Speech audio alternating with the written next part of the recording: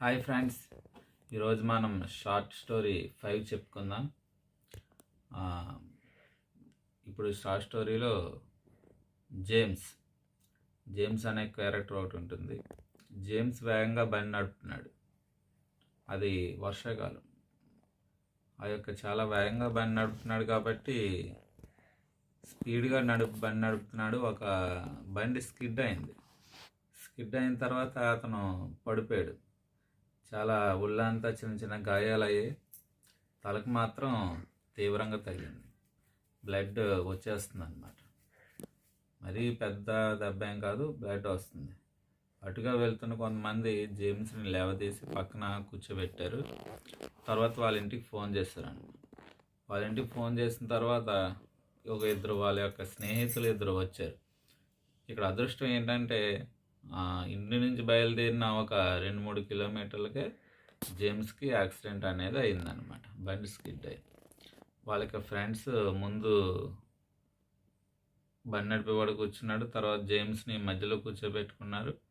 తర్వాత వెనకాల వాళ్ళ యొక్క ఫ్రెండ్, ఆ ముందున్న ఫ్రెండ్ బండి నడుపుతున్నాడు అనమాట.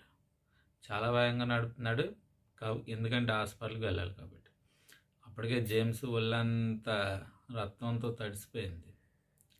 అలా వెళ్తున్నప్పుడు స్పీడ్ బ్రేకర్ ఉంది, అది చూసుకోకుండా బండి వేగంగా నడిపేశాడు అనమాట. స్పీడ్ బ్రేకర్ తగలడంతో బండి ఒకేసారి కొంత ఎత్తు ఎగిరి కింద పడింది.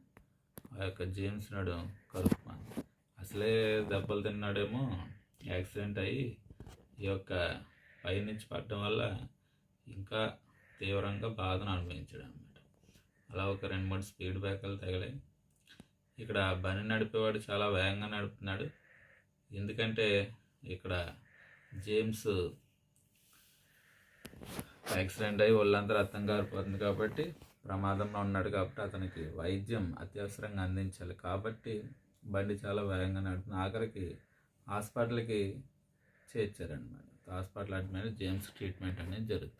ఇక్కడ మనం గమనించవలసింది ఏంటంటే బండి నడుపుతున్నప్పుడు మనం హెల్మెట్ అనేది కంపల్సరీ ఉపయోగించాలన్నమాట. బండి నడుపుతున్నప్పుడు హెల్మెట్ అనేది ఉపయోగించినట్లయితే జేమ్స్కి తలకు దెబ్బ తగిలింది. అదే హెల్మెట్ ఉంటే దెబ్బ తగలకుండా ఉండదు. అలాగే మనం బండితో నడుపుతున్నప్పుడు కూడా వేగంగా నడపకూడదు. వీలైనంత వరకు వేగాన్ని తగ్గించుకుని నడుపుతూ ఉండాలన్నమాట. Thank you.